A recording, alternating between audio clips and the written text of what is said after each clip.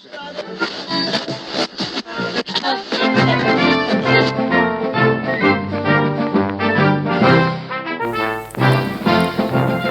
is Radio Olive.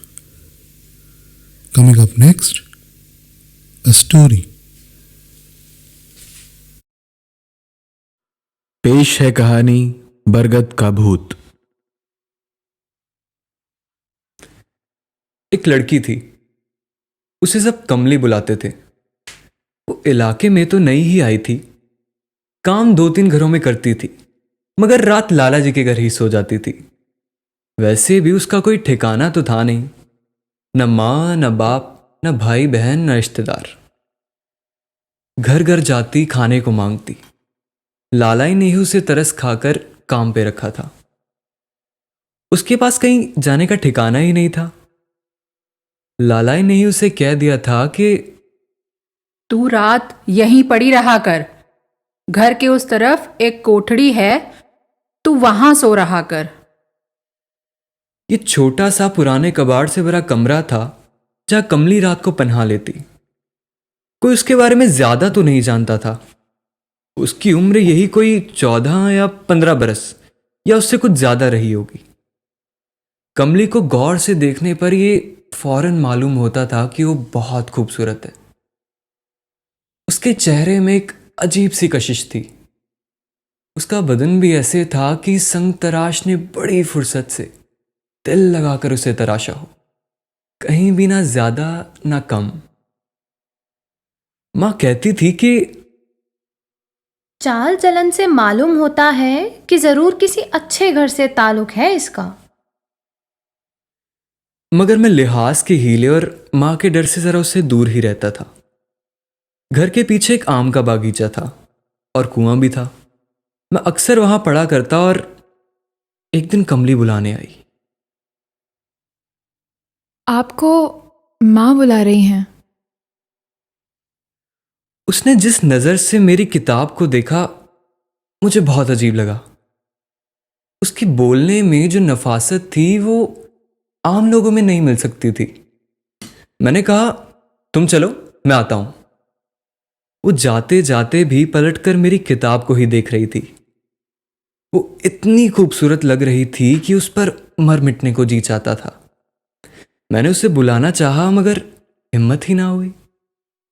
मां का डर तो था ही, मगर बाबा को पता चल जाता तो ना जाने क्या होता। खैर, कुछ दिन बाद मेरे इम्तिहान शुरू हो गए। 4 हफ्ते गुजर गए और मां का खत हर हफ्ते आता था। तो तीसरे खत में मां ने लिखा कि कमली पिछली रात गायब हो गई है और उसका कहीं कोई पता नहीं चलता। मुझे अजीब लगा।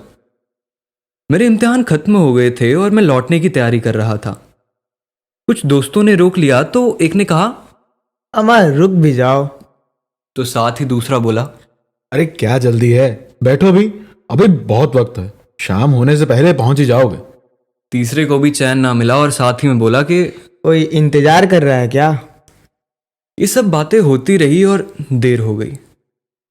मेरे दिलो दिमाग में सिर्फ कमली छाई हुई थी। सब क्या बातें कर रहे थे मुझे कुछ मालूम ना हुआ। मैं सोच के ही परेशान हो रहा था कि अब कमली को फिर कभी ना देख पाऊंगा। तभी एक आवाज से मैं चौंका।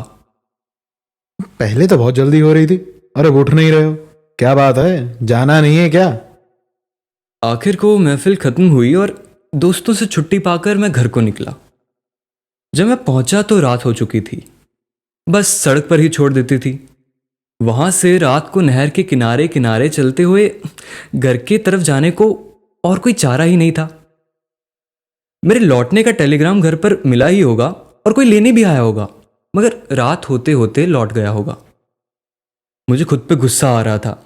बस बाबा घर पर ना हो, बाहर किसी साइट पर गए हों, नहीं तो बस ये सोचकर ही सहम जाता था। सड़क के पास कुछ पहचान के लोग थे तो दुआ सलाम हुई तो उनमें से एक ने कहा, राम राम भैया जी, घर जा रहे हैं, रात है, जरा संभल कर जाइएगा। कहिए तो हम लोग साथ हो ले, हमारे पास लाठी या लालटेन भी है, रोशनी से सुबीता होगा।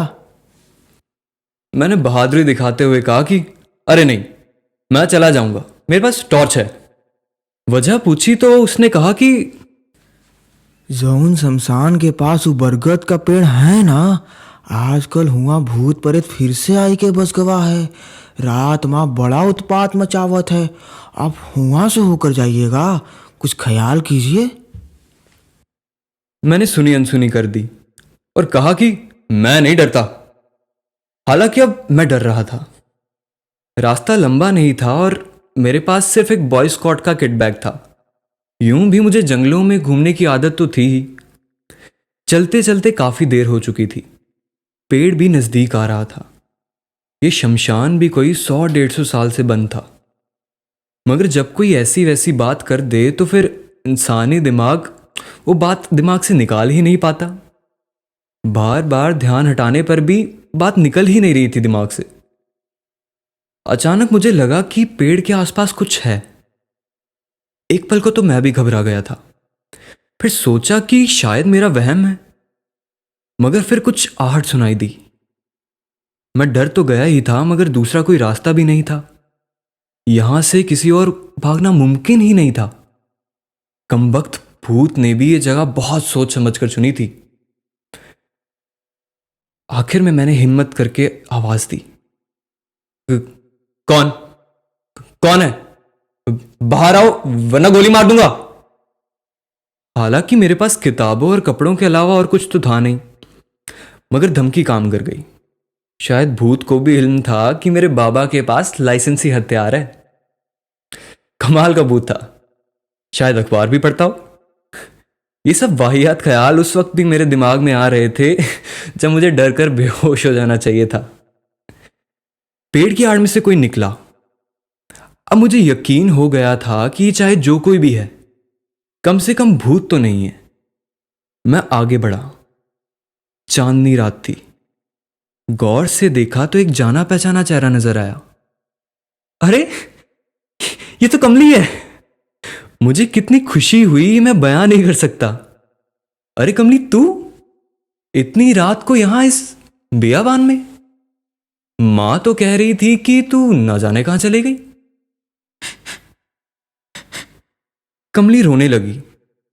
मैंने कहा चुप हो जाओ और मुझे पूरी बात बताओ। कमली ने बताया कि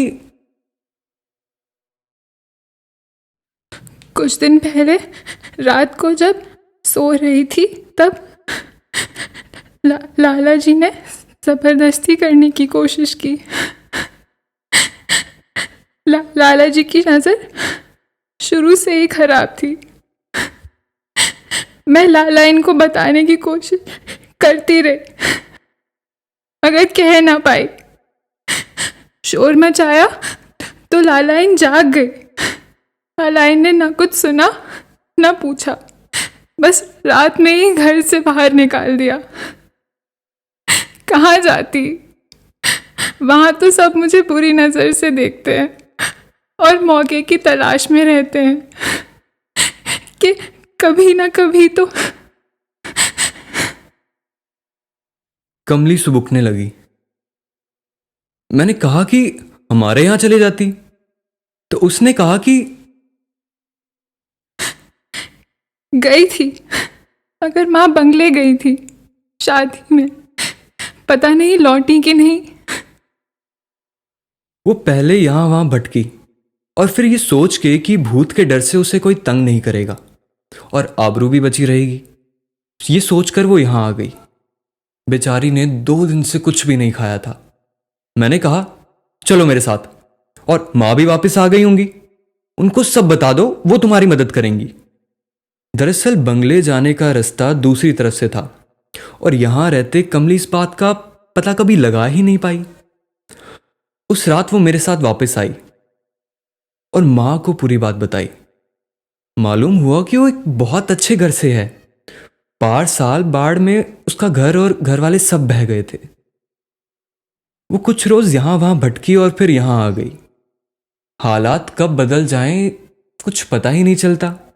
हां, पर उस दिन मां ने मुझसे एक वादा लिया। ये तुम किसी से नहीं कहोगे कि बरगद पे कोई भूत नहीं रहता। मैंने पूछा क्यों, तो माँ बोली कि अरे जाने कब किसी किस्मत की मारी को वहां पनाह मिल जाए।